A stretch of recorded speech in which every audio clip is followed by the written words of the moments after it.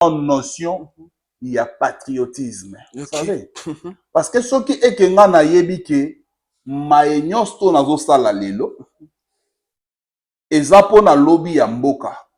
Biso tona héritage musu to kopesa bana na biso te à part le Congo. C'est ça. Tona ba double nationalité te. Lelo oyo soki yindi na Kinshasa, biso to vanda na Kinshasa parce que to vanda na Kinshasa. C'est ça. Tona ba jet privé te oyo wa kozwa biso kati biso ke na biso te. Yango moni to lingaka mboka na biso et to lingaka côté à patriotisme. Donc tout doit commencer par le patriotisme. Boromona ke nyonso to ko kende vraiment malamu. Donc c'est un peu ça. Leader, tozonga ce qu'on impact la jeunesse na kati ya politique congolaise. Merci beaucoup. Et ezaki sujet moko bande ko luka kolobela makasi.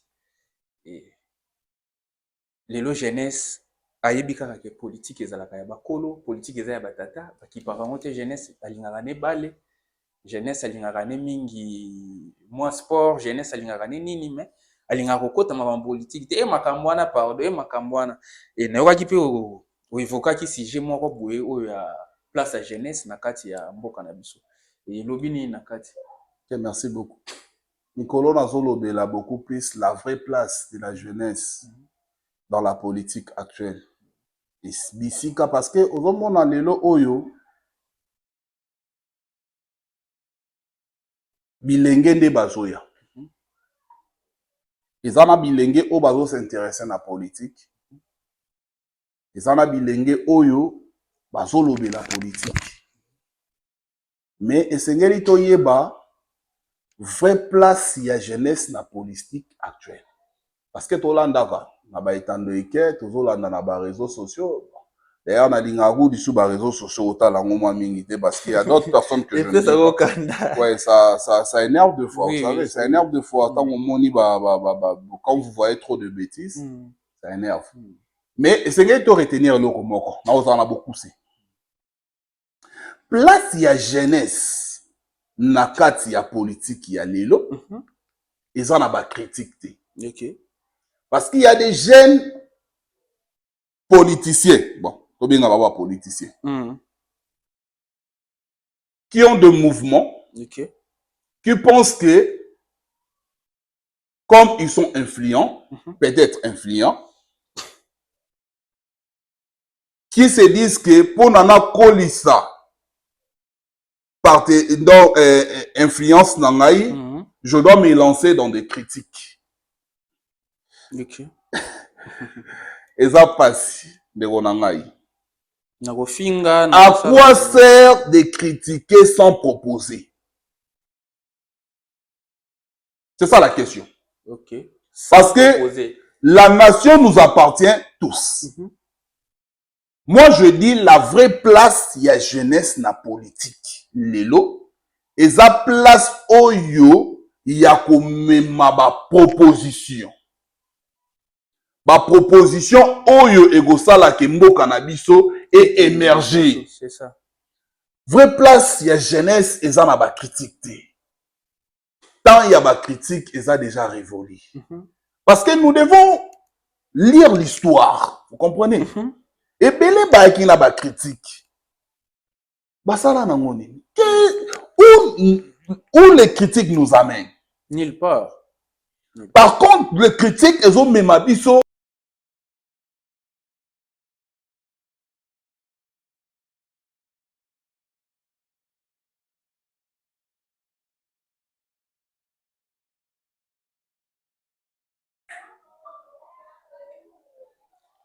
Voilà.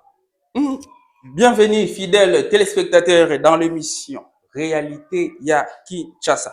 Voilà, Réalité Ya Kinshasa, émission présentée par Gloire Mpembele, Gloire Mix. Et nous sommes 11h, heure de Kinshasa. Voilà, restons sur les actualités politiques de la RDC. Retenons que le président Félix Tshisekedi séjourne au Brésil et évoque la signature prochaine d'un accord de paix.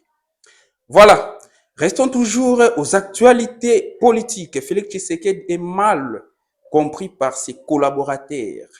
Conseil l'aide et les partager, dit Constant Moutamba depuis le lieu de détention. Voilà. Donc, Constant Moutamba, Nabisika Oyazali, alobi, Félix Tshisekedi Aza, mal compris et mal accompagné par ses collaborateurs. Voilà. Continuons toujours aux actualités politiques. Accord de Washington, la RDC et le Rwanda paraphent les textes intégral du cadre régional d'intégration économique dont la mise en œuvre reste conditionnée à l'exécution des CONEPS et l'ordre opérationnel. Voilà notre dernière actualité, introduction de l'épreuve orale de l'anglais, l'examen d'État, l'édition 2026. Voilà. Restons toujours aux actualités politiques. L'émission Réalité ya Kinshasa reçoit aujourd'hui, c'est samedi 8 novembre, le président national de l'ASBEL, mouvement du réveil patriotique. Il s'agit de Mvuluzi King Babia. Voilà. Il est avec nous sur ce plateau de Jeannette Kinam TV. Sans plus tarder, nos réalisateurs doivent pouvoir nous aider. Maître Girlet et Maître Sylvain Akwala et Dave qui accompagne notre réalisation, notre assistance médiatique, voilà, doit nous accompagner directement pour partager et départager en direct de Jeannette Kinam Télévision cet après-midi. Voilà, notre invité est là. Bonjour King. Bonjour, journaliste de Remix. Oh, King, c'est moi Oyambayo. C'est moi Tondinde Ngaïnde Mono Lissoussou parce que ça fait un peu longtemps. Vraiment. Tout ça, non, Lissou na plateau, ça fait un peu tellement longtemps. Et c'est moi qui n'a pas vraiment le rôle là, nebi nemoza challenger donc ceux qui ont une émission nebi nenge vibra ndenge kindaka. Et voilà, naza vraiment na esengo ya ko yambayo et na éviter ceux qui n'a pas continuer ko sala ba rappel et pas ya batu. Pour retenir que King Cyril Mvuluzi Babia aza président ya Asbel mouvement du réveil patriotique et abandi pe politique yango kaka lelo te na émission oyo abandi yango vraiment kala azalaki candidat conseiller municipal na élection oyo uti koleka et na élection koya koki kozala député national ou provincial et ko dépendre kaka na ye. Et à part ça, parcours Ezamulaï, aoutaki kotala partenaire ya Jean-Pierre Liao, on a fondation Jean-Pierre Liao, les noms m'échappent. Les ambassadeurs de Jean-Pierre Liao, voilà. L'inda zalaki cerveau monteur na makambo talaki vraiment lukunga monga fula inde vraiment simba ki yango. Et tokoyoka yemoko akobetela biso parcours na ye avant tokota sko na masolo ya politique. Ndeko président national mokili elingi ba parcours na yo au côté politique quand année nini pe oyoki sentiment ya politique et pas nani nana peso posa wana po pour affronter le monde politique. Merci beaucoup. Na mutuna na yo gloire gros remix na diga mituna na ezala toujours makasi. En tout cas, et tout ça là on gagne ndenge zala. Donc population a besoin ayoka biso vraiment ayeba oyo ezali nani Mvuluzi King Babia. Na mbengaka mingi Mvuluzi parce que za na Kikongo. Mvuluzi elakisaka sauveur eza lokola nde papa na biso Simo Kimbangu abenaki Mvuluzi. Donc Congo lelo et on a besoin ya Mvuluzi mpona ya kobikisa yango. Donc raison pour laquelle nous sommes ici. Que na motuna na koloba boye parcours politique tobandi yango na 2020. Okay. Nous avons œuvré na Asbel na biso moko personnel au ezagi na kombo ya dynamique ensemble changeons l'avenir. Okay. Après un certain moment tozalaki ensemble na Congo mon rêve. ensemble avec moi na ya Alain Moloto, Jean-Michel Moloto.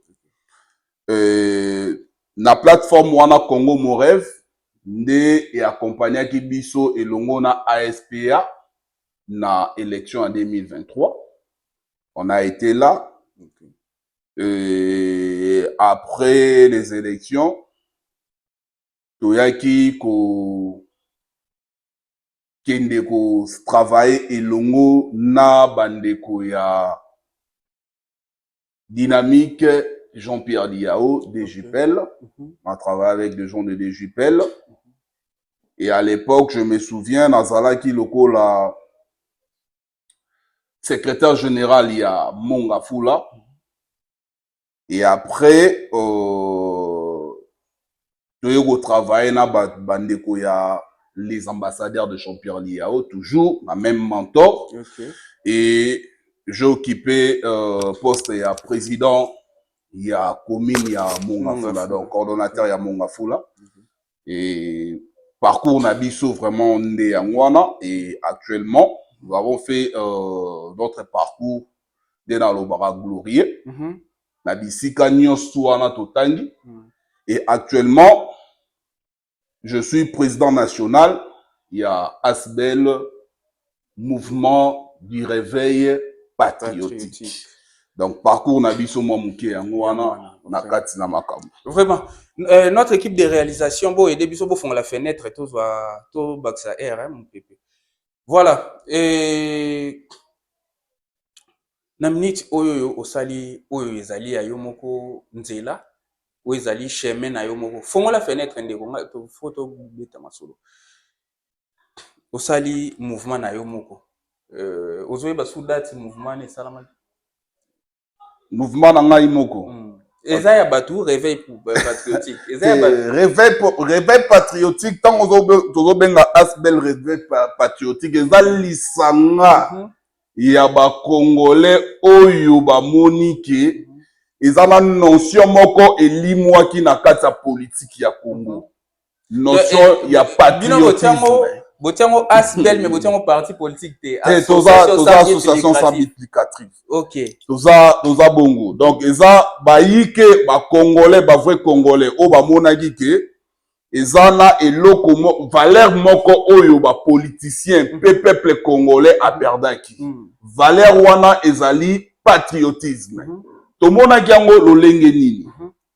Parce que to landaka ba réseaux sociaux, Tolandaka ba émission na etando eke Tolandaka. Nous avons compris que alors que la RDC a été depuis longtemps, plus de 30 ans agressée, mais toye komona na maloba ya baiki ya politique mususu, na maloba ya bilenge lokola biso, sens moko ya ko déstabiliser mboka.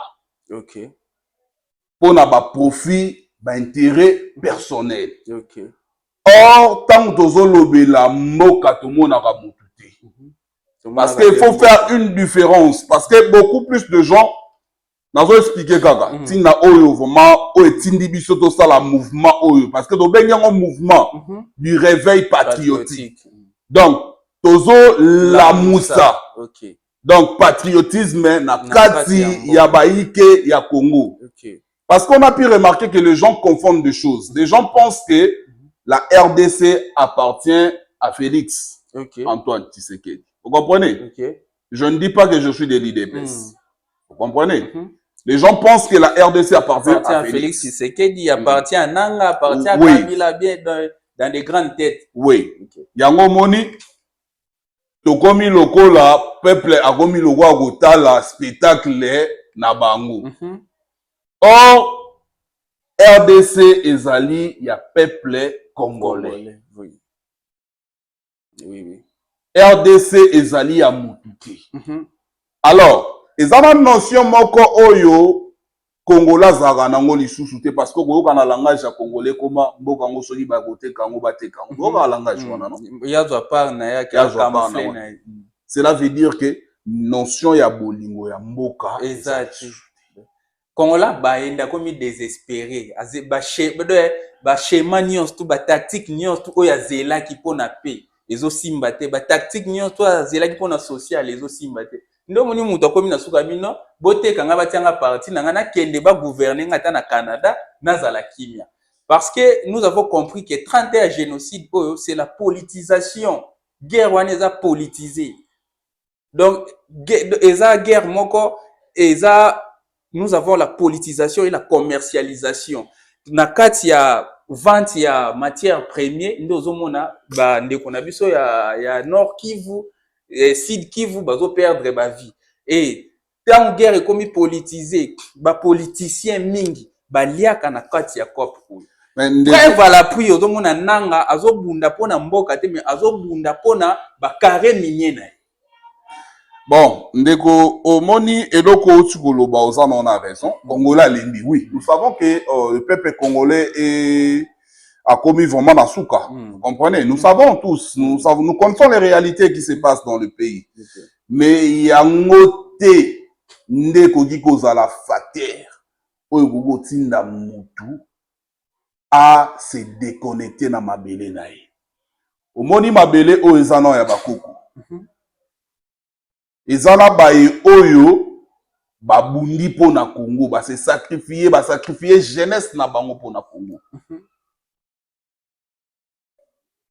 Ezana baye oyo bandimaki souffrance. C'est ça. Tozi logo anga moko ne na mbenga kamvuluzi parce que nazwi kombane pa simo kimbango. OK. Batu oyo bandima ko sacrifier ko bunda bitumba ya démocratie. Bafute te ya kobunda. Lokola ba Patrice Emery Lumumba. Na refongola na moi parenthèse muke. Moi je pleure aujourd'hui quand j'entends parler des Lumumbistes. Onga naza Lumumbiste. Na tuna kasiko bato ba Lumumbiste est ba ebi vraiment réellement bitumba ya Patrice Emery Lumumba ezaki nini? C'est ça le problème. Bato Lumumba ne ba wana ba wana batapalut. Parce que batapalut ba reconnaître mingi kinzenga ke Lumumba. En tout cas, na webisa yo ndeko na ngai ya. Ko baye Congo elakisi ke ko salir mémoire ya bato wana o babunda po na Congo et koma o ezali. Alors, mais à chaque époque oyo mboka esombraka na makambo moko mabe, il y a toujours des gens qui viennent pona ko tombola mboka.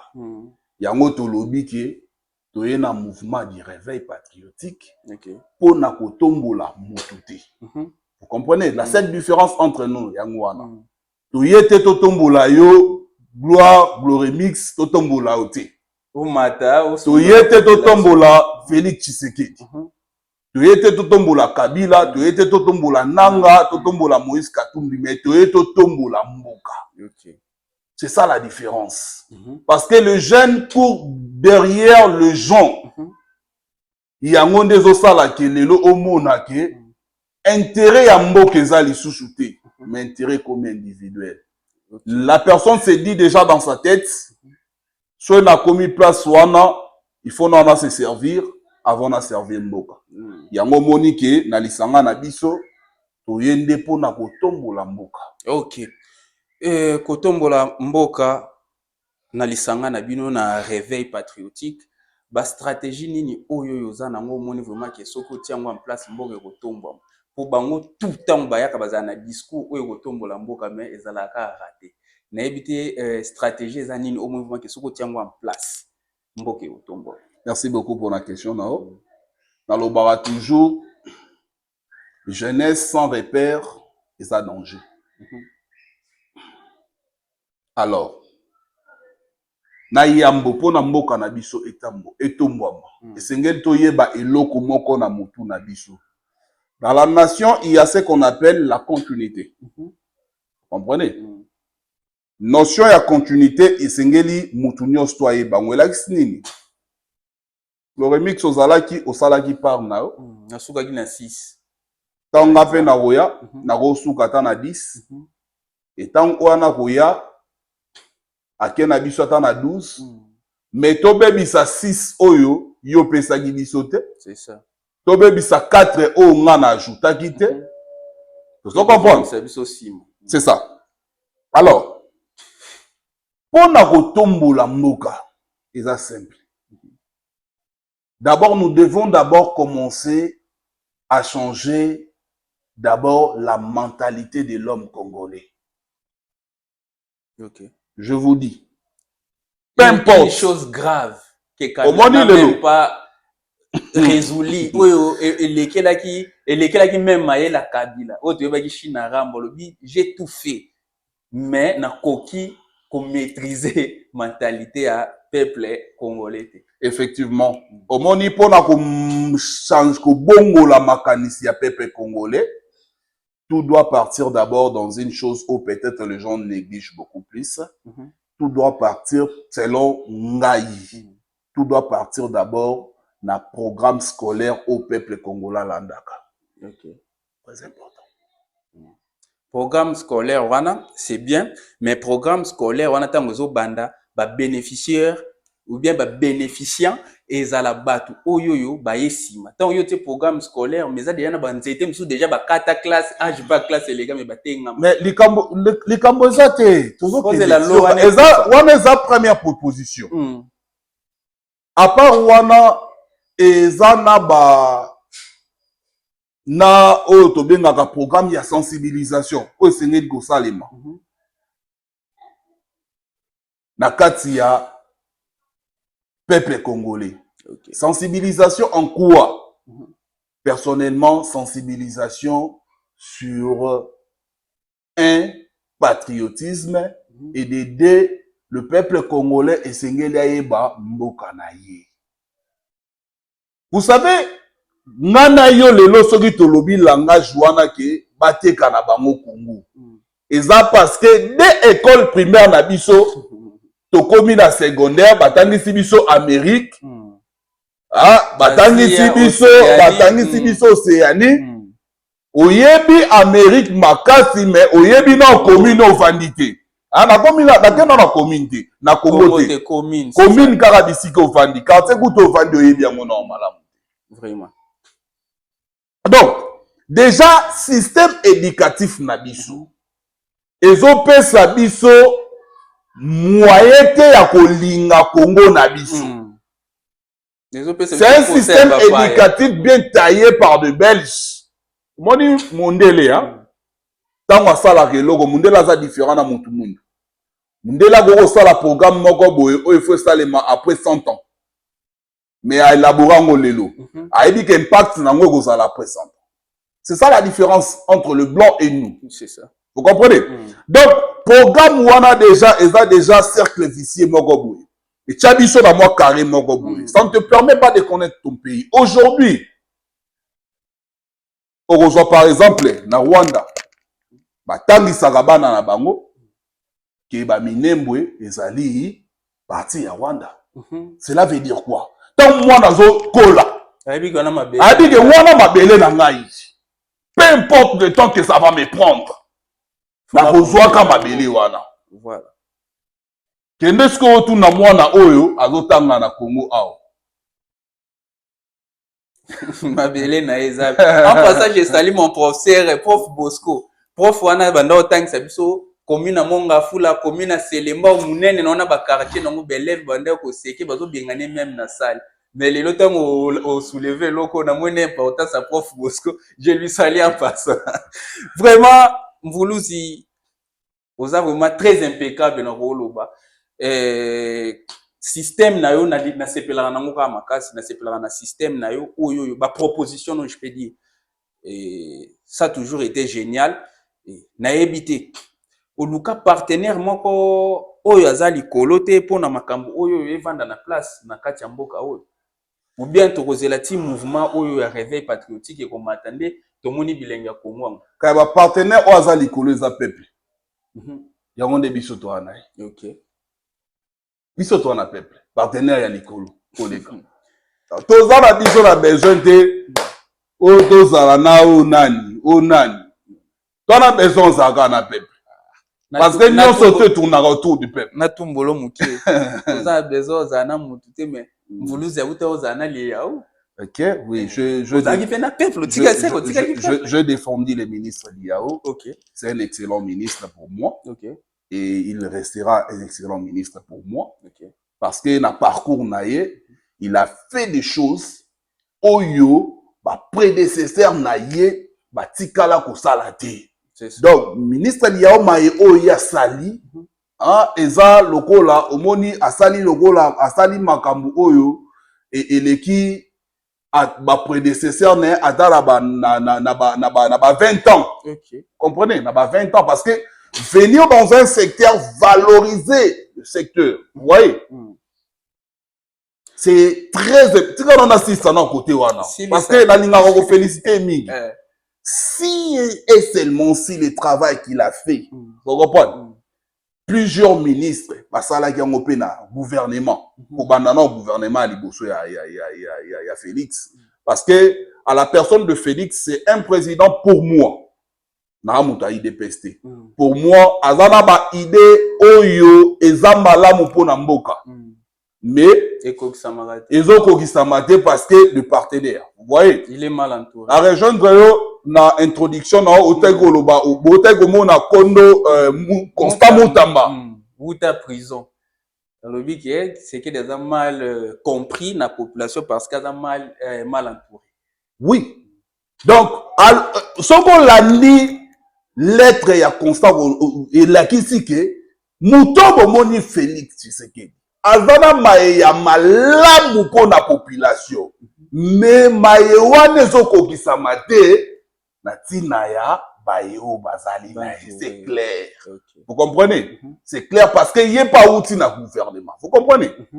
Donc na zoni na question tout na en tout cas ministre Liao, c'est un excellent ministre. Okay. Si aujourd'hui, on peut compter de ministres, pour moi, numéro 1, n'a ça, naïe.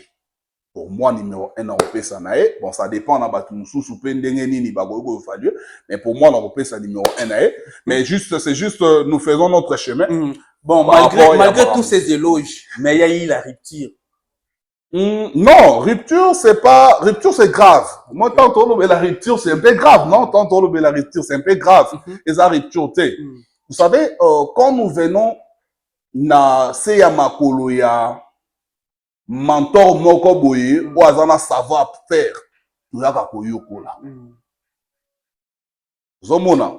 Et tant moi na yokoli, et moi na koli, papa gardera moi na nanda koute. Mwana bimaka, mwana pe accueilli, a formé famille nae. De telle manière que idéologie wana o azoke papa et continue toujours. Donc la pérennisation, il y a idéologie et continue toujours, c'est ça. Ok, mais si je comprends bien, votre formation a été une formation accélérée parce que au sein de une année, papa, mbalamogo, umunike. Vous comprenez derrière Indoussa? Non, na makola père nasali 3 ans. Parce que je vous ai dit, on était na DJPEP, c'était toujours lui le mentor. Non, parce que c'était toujours lui le mentor. Je ne crois pas. Tant que vous avez conseiller communal, ou kangani na été. Effectivement. Mais c'était élection non, c'est juste après les élections. Comprenez? Ok. C'est juste après les élections en 2023. Oui, je fais 2 ans. Je fais 2 ans. Oui, 3 ans coquité. Oui, 3 ans coquité. Je fais 2 ans. Dans ma colo. Il y a papa. Ok. Alors, c'est un mentor pour moi. C'est un modèle pour moi. Okay. J'aime sa simplicité. J'aime sa manière de faire, sa façon de parler. Donc, en tout cas, c'est un mentor pour moi. Vraiment, merci beaucoup. Ce n'est pas ça notre vif des sujets parce que vous avez toute une charge, toute une responsabilité colossale derrière votre dos. Population totale là, faut le la mingi carrière nayo, parcours nayo pour la population oyo baza faible oyo kinda ko sunga na ba place ba érosion ko timola na bango mabulu na ba place moko ezaya ba jardin ko pesa bango espoir et cette population a besoin de votre message, a besoin de votre quoi dirais-je, a besoin de votre épanouissement au matao que les liboso pona aux agents aux promettre et na koki ko va sote pona to beta kaka masolo ya Papa Jean-Pierre, donc, à passage, je lui salue, c'est bien aussi, mais tellement responsable, nous allons parler de ta propre maison, ça sera mieux que de parler d'une ancienne maison. Et, tozongi mukie, avant na kota na makamanda kunayo, outi kolobake, président Félix aza mal entouré, et yango makambezo salama malamuté.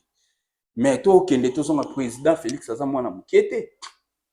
Bana mike kutu tomonaka soki aza na camarade moko boye bakenda bo na nzela beta ka gogola ke ce deuxième jour ezo ba saka na bengani te na bona nga na osaka na yote. Et pourquoi na émission o to utako sala eleki ba 11 mois lisolo to lobela kiango tozongi lisusu lelo tozolobela ngo kaka entourage ya moto eza pe moto moko asepela nango yo ndenge ozana désolé de vous avoir tutoyé.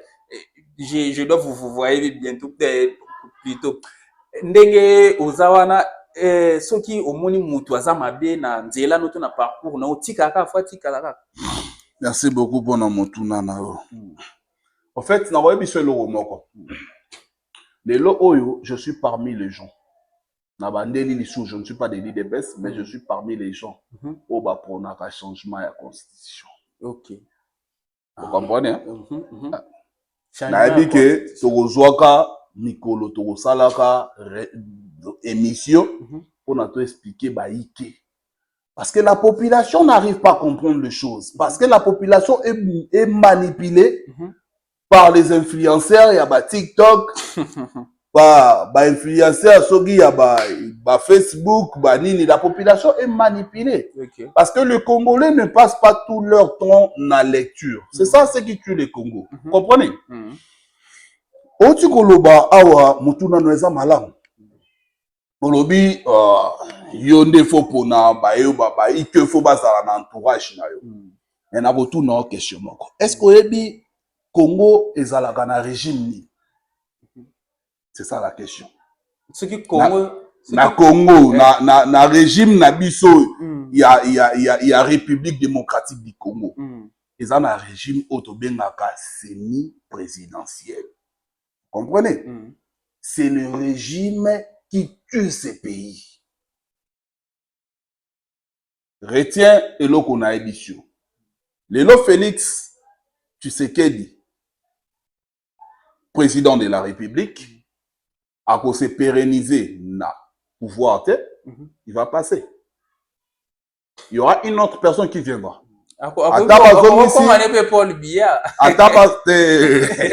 Je ne pense pas. Je ne pense pas. Atabazong bacheli biso mutu nyonso tokolinga. Mutu wana nyonso tokolinga wana akozana ba problème pour na gouverner. Juste par rapport à régime. D'abord, na régime toza nango soki président va voter yambo ba bimisa premier ministre. Il faut na nous ba concertation salima. Baye ba ko dénicher majorité. Tout ça, ça prend du temps. Et le peuple est là, au lieu de la programme moko ya gouvernement, le peuple azana azosela. Peuple nde mutazo souffrir.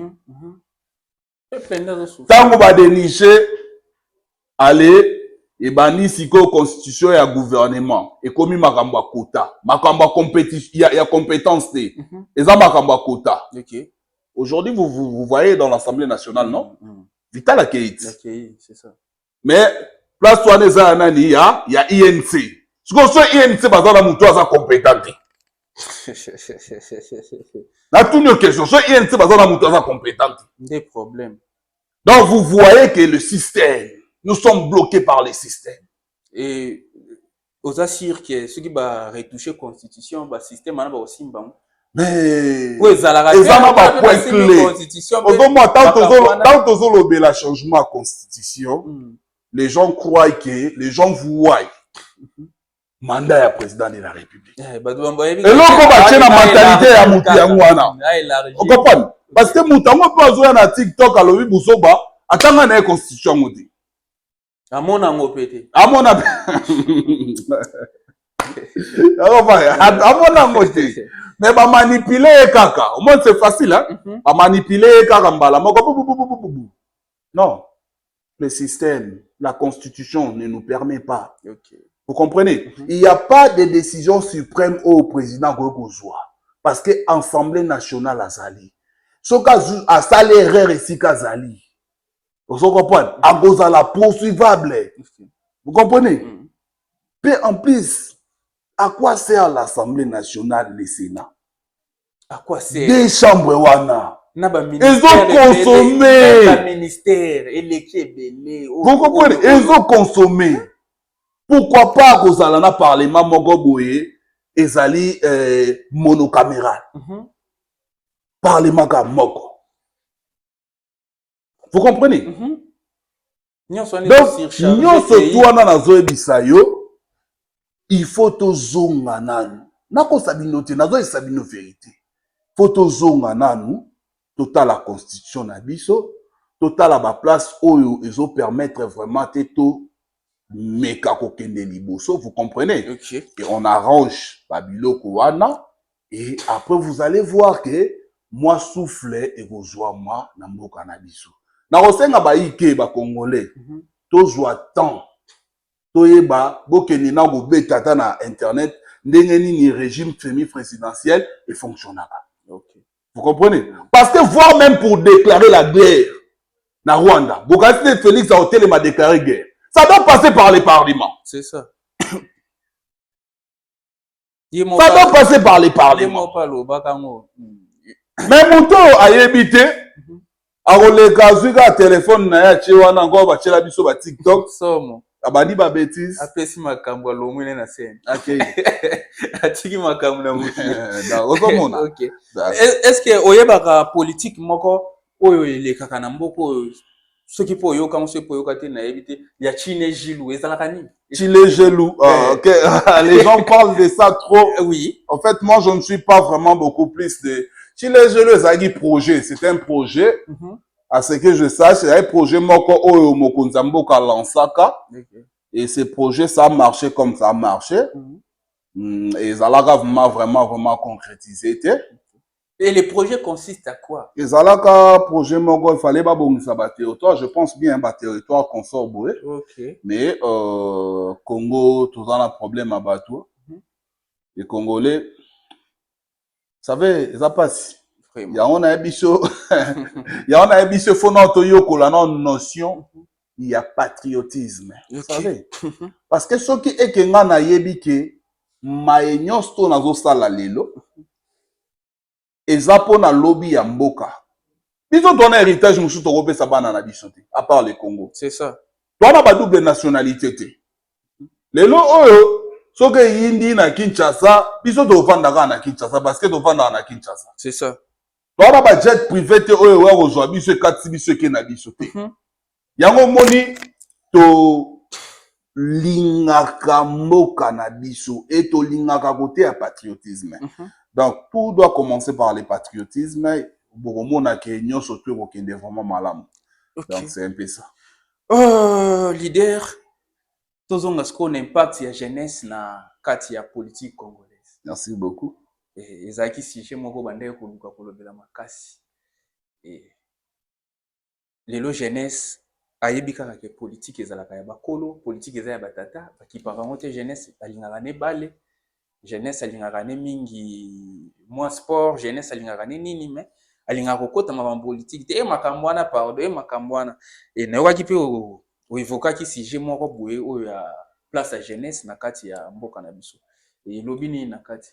Okay, merci beaucoup. Nicolas Nazolobela beaucoup plus la vraie place de la jeunesse dans la politique actuelle. Et bisika parce que au moment lelo oyo bilenge nde bazoya. Ezana bilenge o bazo s'intéresser na politique. Ezana bilenge oyo bazolobela politique. Mais esengeli toyeba vraie place ya jeunesse na politique actuelle. Parce que tolandaka na ba etando eke tozolanda na ba réseaux sociaux. D'ailleurs na lingaku disu ba réseaux sociaux otala ngoma mingi te parce qu'il y a d'autres personnes que je ne sais pas. Ouais, ça énerve de fois, oui, vous savez, ça énerve de fois tant on moni quand vous voyez trop de bêtises, ça énerve. Mais essayez de retenir le moko. Na ozana beaucoup c'est. Place ya jeunesse na kati ya politique ya lelo, ils en a ba critique té. OK. Parce qu'il y a des jeunes politiciens. Bon, faut bien avoir politiciens.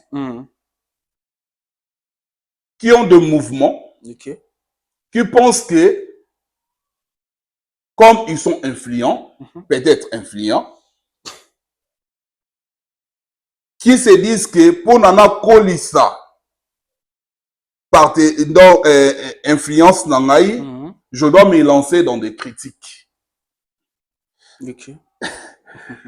Et ça passe de ronangai.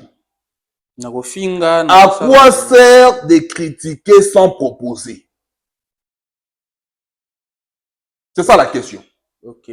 Parce que la nation nous appartient tous.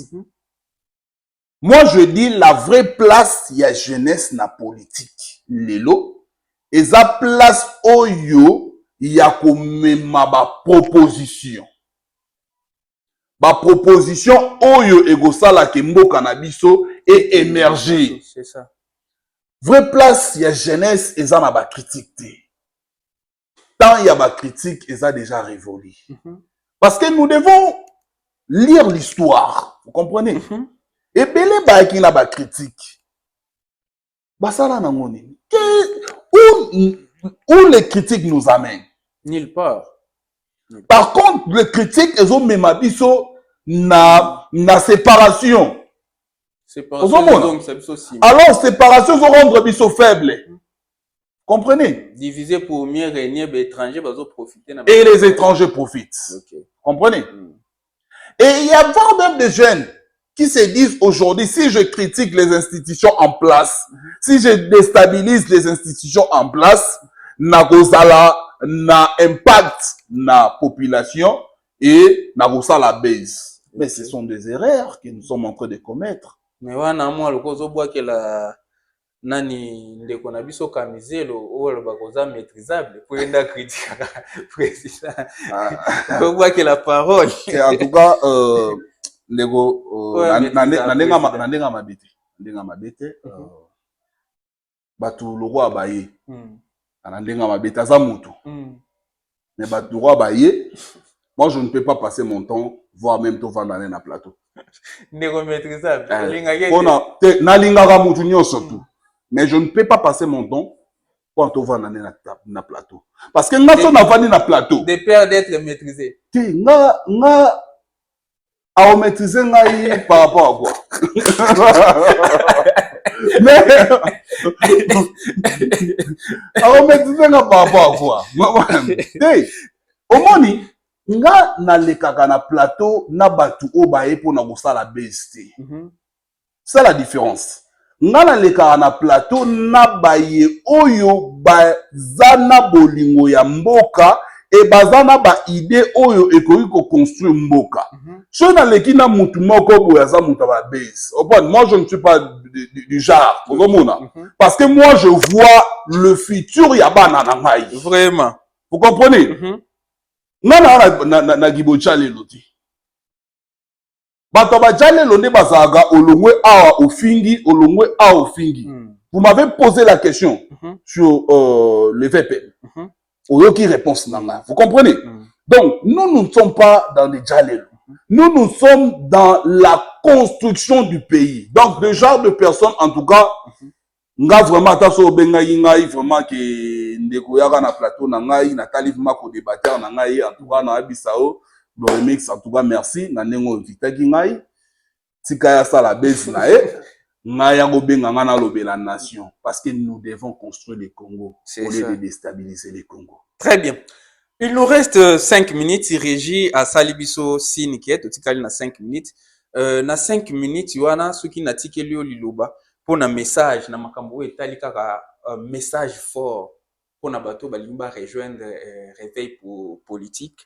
Et patriotique plutôt et message ekoki kozala nini opesi ata 3 minutes pour tolobela pe makambo bandi mangila bazolanda yo balobaki soki monsieur za kitoko bakosenga yo lisusu boza la place moko bo débattre bazala ba co-débatteur na yo donc jeune politicien belé lokola ba AMK na Lubumbashi alandaka yo mingi ayebi mvuluzi et mvuluzi o pesa message pona toyeba message kokozala nini vision eza nini et okobimisa ba député ba candidat bakozala combien na 2028 na part ya réveil patriotique et voilà aza allié ya nani ou bien azane allié ya mutute azo évoluer na nani babiloko moko bon. Merci beaucoup Opanzi Sango. En tout cas, réveil patriotique allié nango eza peuple. OK. Azana peuple parce que peuple ndé mokonzi. Alors, message fort par rapport au mouvement du réveil patriotique. Bandeko bazolandanga esengeli boyeba ke nous avons une vision où ezali ya ko restaurer patriotisme na mboka na biso. C'est ainsi na ego benga ndeko nyonso tu oaza peuple congolais oyo alingaka mboka na ye azalaka fanatiki ya baike ya politique te mais azalaka fanatiki ya mboka oyo ya ye oyo amoni ke azana ba idée oyo ekoki kobungisa mboka lobi nango. En tout cas ba porte na biso eza tellement ya kofungwama. Biso baike ya Asbel mouvement du réveil patriotique et pona ko contacter biso na repesa numéro directement repesa numéro singa na ba plateforme bo contacter biso numéro ezaka moko sur WhatsApp pour ozwa biso et l'appel normal pour ozwa biso 097 56 32 644. OK. Donc, au beti plus 243 pour na baye baza libanda 97 56 32 644. Mouvement du réveil patriotique et kozongisela batu makanisi ya Mvuluzi Simon Kimbangu et kozongisela batu makanisi ya Lumumba et kozongisela batu makanisi ya Musée Laurent Désiré Kabila et kozongisela batu makanisi ya Kondo Etienne Tshisekedi. Très bien. Siko talaka soto sangisi batu wana mitu wana. Puissance wana. Très bien. Une question oyewuti na moko ya ba abonné à Jeannette Kinam Télévision. Il s'agit de Nathan Mwaka les pacificateurs. Alobi Gloire Mix. Ngai Nathan Mwaka les pacificateurs. Tunandeko Mvuluzi. Tunandeko Mvuluzi. Andi Mangila, je te salue en passant. Marissa Mangila. Vraiment, Bosé Belé. Tuna Mvuluzi King Babia. Aza parmi ba jeune leader oyo baza na ba base ebele. Ba base wana comment il fait pour nourrir ces bases? Stratégie zanine. Pour ba bi oza les plus basés de yo bote kata sans base na seconde. Merci beaucoup. Notre secret beaucoup plus ezalaka na nous visons beaucoup plus l'entrepreneuriat. Vous comprenez? Tocha, nous avons mis un programme. D'abord, programme Ezanini, tout ça, la formation.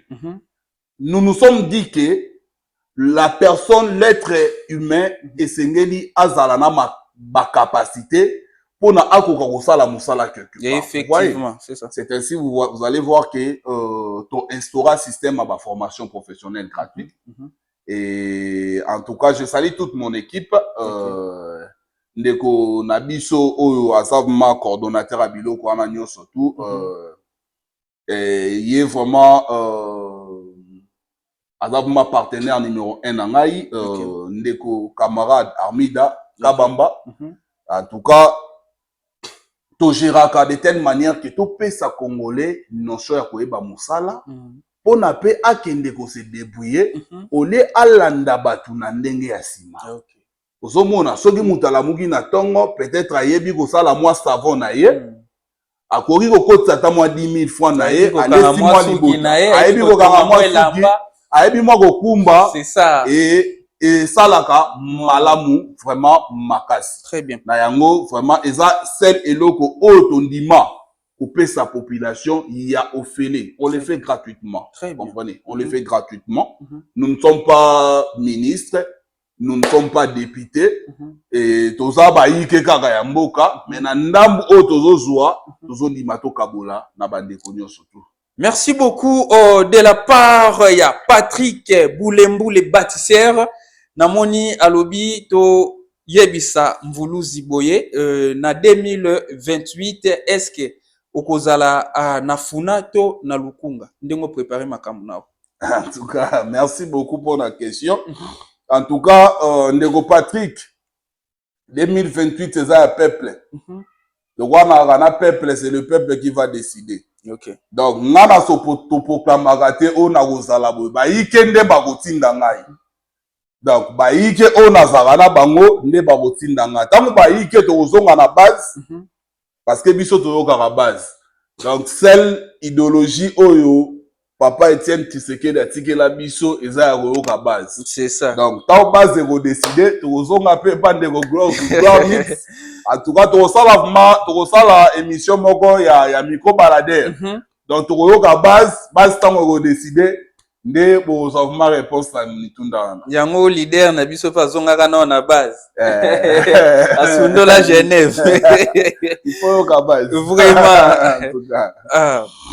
Vraiment émission oyo esali plaisir na batu ebele oyo balanda kibiso to komi ko koma na suka to komi ko chité et to komi vraiment ko chité na émission na biso Jeannette Kinam télévision boyeba ete ba landi biso wuta Allemagne et pas ya mama Jeannette et pas ya Naomi et pas ya Bénédicte et pas ya Loïc et pas ya Serge Kusani Kawana na mboka ya Allemagne et de la part ya yemoko maman Jeannette telema mvuluzi to pesa na biso ba wa biso ba mboka tata ya telema réalisateur na biso akosunga biso voilà na part ya ba oyo ya biso tozali nanu ko dédié honorable Marie vraiment honorable Marie et chef Pierre de la part ya Jeannette Kinam to dédié bino vraiment de la part ya Jeannette Kinam to dédié bino uta Lubumbashi boza ba partenaire na biso uta Lubumbashi wana ezaki maloba ya yemoko mokonzi Jeannette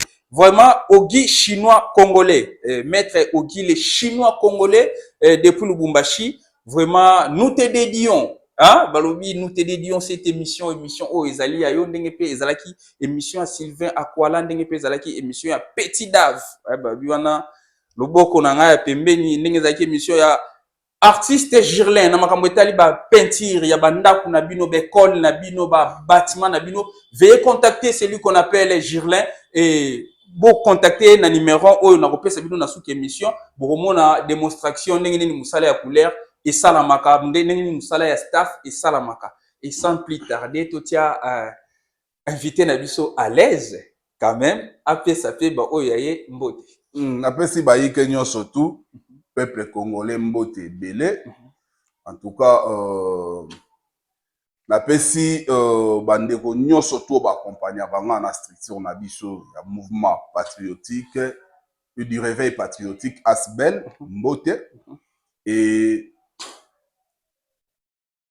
eloko moko notre réalisateur aucune peut côté les maoya ozwa mvuluzi pembeni donc moko eloko moko message eza moko o vraiment na yaki na pesa peuple congolais na pesa jeunesse message eza moko tozongela patriotisme toya toyokola bolingo ya mboka lelo tomona tosepelaka na France parce que il y a eu une dame appelée Jeanne d'Arc qui était patriote yende mutabu na bitumba wana ti lelo bozo tozomona France aza oyo azali. Okay. Alors to kweyisa komba ya Kondo Simo Kimbangu te to kweyisa komba ya Kondo Lumumba te to kweyisa komba ya Kondo Musée Laurent Désiré Kabila te oyo alobaka na biso le Congo restera un et indivisible et to kweyisa bitumba ya Kondo Etienne Tshisekedi te oyo ayebisa biso to se prendre en charge. Très bien. Alors jeune nyonso tout oyo ezali na bengaka ngo masuwa noa il est temps toya to servir mboka na biso elongo na mouvement du réveil patriotique ASBEL. Merci. Très bien.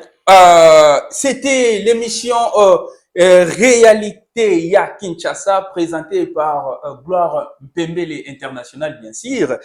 J'étais pas seul, j'étais accompagné de King Cyril Mvuluzi Babia. Balobi mutu aza na parcours moko ya malam malgré bakomba. J'ai été son témoin na 2023 na l'élection, il a été vraiment tellement combattu. Babundisaki ye mingi na batu oyo bayebaki ye na batu oyo ezalaki qu'il fallait ba travailler mais il était combattu. Donc yango lelo na moni na sepende nga relever défi batu ana vraiment a créer différence entre ye na bango na minute oyo baza na mwase par rapport ya ndenge babandeko yela. Donc Mvuluzi akundi bango na moni Mvuluzi a fait si vengeance na ndenge mabe. Émission réalité ya kini esali bien na ba abonné nyonso tu ya Jeannette Kinam télévision oyo chaîne oyo leki ba chaîne ebele na ba abonné ba chaîne do ezana ba abonné ya Black T ba chaîne ba abonné Black T. Émission esali bien na oncle na ngano Comedy esali bien vraiment na yangandeko Ridi Makwekwe esali bien na oyo ngai ndeko José Chondo esali bien na Isaac Mulumba les gamins boss vraiment balobi Isaac Mulumba na pesi bambote esali bien na Aaron AMK partenaire na nga numéro 1 na Lubumbashi esali bien na Mama Doudou hein balobi Kokwa Chuchu esali bien na ye esali bien na batunyo tout balanda biso Barite Nina balobi vraiment esali très bien na bango nyonso tout et vraiment émission na biso esili oyo tolobi na oyo tolobi te tokoloba yango na ba édition à venir